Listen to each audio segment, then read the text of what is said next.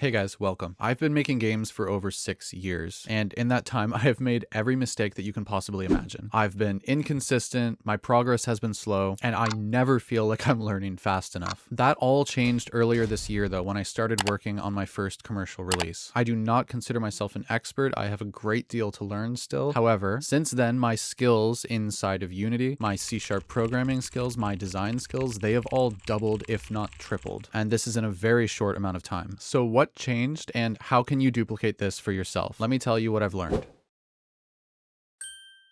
If you are a solo developer, which I am not, by the way, my wife is my artist, animator, and video editor, but I was solo for a long time, so I know what it's like. It can be very easy to get trapped in the mindset of, I have to do everything myself. And for some reason, it can also be really easy to ignore feedback and relevant advice when it's given to you. These are massive mistakes. And if this is happening, then we might want to take a look at the reason behind the decisions that we're making. Are you making the decision to do everything yourself, the art, the music, the sound effects, all of that, because you truly want to? Or are you maybe doing it to prove some kind of a point or to show off how smart or talented you are? Are you ignoring feedback from people because their points are not valid, or because you feel like you'd owe them? Or if you use an idea that wasn't originally yours, that somehow the game isn't 100% created by you? The fact is, you are not the first game developer to be making a game by yourself or with a small team. Thousands of people have come before you and done this successfully already. So the point is, be willing to learn from people who are more successful than you, because they've traveled the same road that you're traveling, and they have already accomplished the goals that you're trying to reach. Learn from them, study them. This does not diminish your accomplishments. A good game developer will put their ego aside and be willing to learn from the experts, as well as accept feedback from the right places, and then utilize all of that stuff to enhance their game. A little humility is going to help you to learn faster, and it's going to make your game better.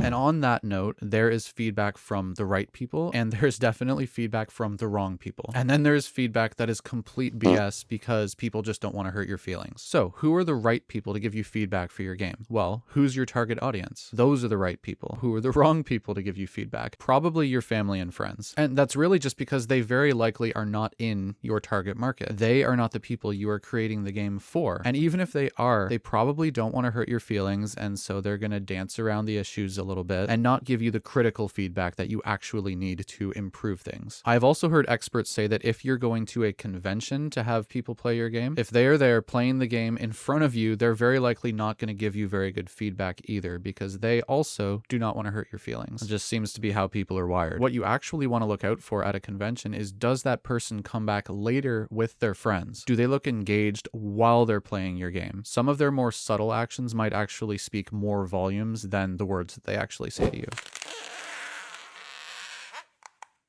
By the way, if you're enjoying this video and you want to support us, you can do so by giving this video a like. The more that people like these videos, the more that YouTube will share these videos with a new audience. We really appreciate it. Thank you. As a game developer, you're always learning. It never stops. But you have a comfort zone in there somewhere. A genre that you've done more than some others. Some mechanic that you've created multiple times over multiple projects, right? I know you do. Admit it. The project that you are working on right now should be stretching your technical capabilities enough that you don't necessarily know what steps to take to accomplish what it is that you're trying to accomplish. I cannot stress how important this is. You've probably heard the quote, your comfort zone is where dreams go to die. If you don't push yourself and you're not putting yourself in positions where there's a possibility that you might fail, then you're not stretching yourself and you're not realizing your full potential. This applies to learning game development as well. You want to improve your skills at creating particle systems? Then what's going to serve you the most is if your current project requires a lot of particle systems.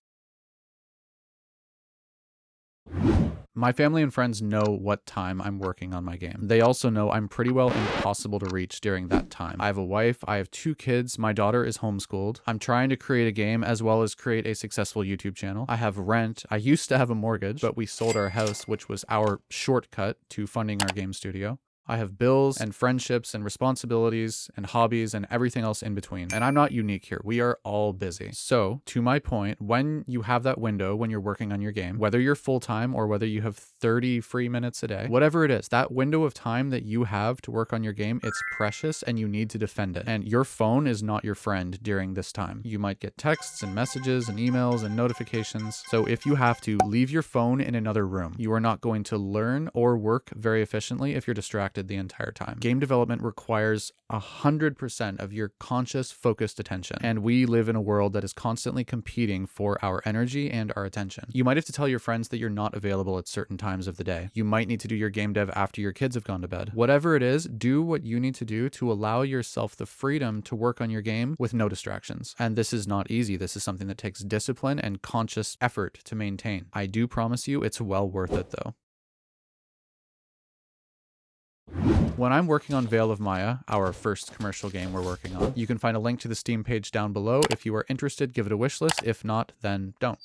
But when I'm working on our game, it's like I can almost feel the clock ticking behind me. Time is running out. You have to get this game finished. You have to make progress. You cannot have a day where nothing gets produced. And when I'm feeling that way, it is really, really difficult for me to actually set aside time to experiment with new things or just play around with things for fun. I get very anxious thoughts when I'm feeling this way because I feel like I'm wasting my time and progress is not being made. Despite knowing that sometimes experimentation is progress and it's a necessary part of game development, I still really struggle with this. So what has really helped me is to carve out a separate time during my day where I work on just stuff that I want to learn or experiment on. For example, I want to learn how to make shaders. This is the next thing that I need to do to really level up as a game developer and ultimately make my game as awesome as it can be. I don't watch tutorials or take courses or really try to learn anything during my work hours if it can be avoided, because that is my full steam ahead production time. Instead, I've carved out a few minutes a day. I usually try for 30, but sometimes it's less. And I use that time to just follow tutorials, learn, experiment, and try to make shaders on my own. And I do this stress-free and guilt-free because I already did my work hours that day. This is one of those things where on a daily basis, it really seems like you're not learning a lot and you're not really progressing all that much. But when a few weeks or a few months has gone by and you look back, you'll be surprised at how far you've come.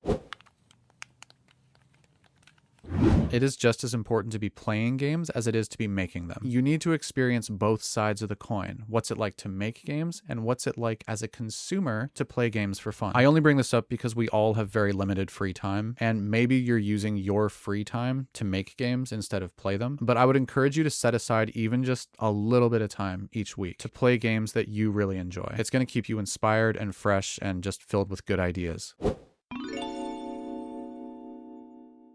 You've all heard the expression. I know you have. You need to go out there and fail. You learn the most from failing, right? And this is 100% true. But what I would like to add is that we should take the negative association away from failing altogether. Failing is not even failing. If you're failing, that means you are in the arena doing shit that most other people are too scared to do. You are subjecting yourself and your work to criticism. Let's say you add a new mechanic to your game and the feedback you get just really shoots it down. The mechanic doesn't fit the game. It's no good. It doesn't feel good. It's clunky, whatever. That was not a failure. You created something and you got critical feedback, which is going to help you make that mechanic better. That's a win, not a failure. You will remember your failures. They stick with you. And because of our survival instinct and how we evolved as humans, our brains are just hardwired to remember failures a lot more than successes. But if it takes you 100 tries to finally find success with something, well, then that means for every single failure, you are 1% closer to success. That's not failure. That's just progress. Failure is not a bad thing. If you could count out your number of failures and know that the higher the number, the better, you could even keep track of and keep score of your failures. With each additional failure that you have, now the more experience you have under your belt, the more confident you're going to be and the more competent in your craft you're going to be. If you find success right away without failing, then you only know what works. If you have to go through failures first, you're going to know what doesn't work, you're going to know why it doesn't work, and you're going to know what works and why it does work. I hope you can see how that is so much better. If you take just one thing from this video, I hope it's that failure is actually great and it's almost something that you should be counting. Just like experience points. Collect enough of it and you will get to that next level that you're craving so badly. That's all I got for you today. If you have made it this far, then I appreciate you. You're awesome. Thank you for watching the whole thing. I hope you enjoyed.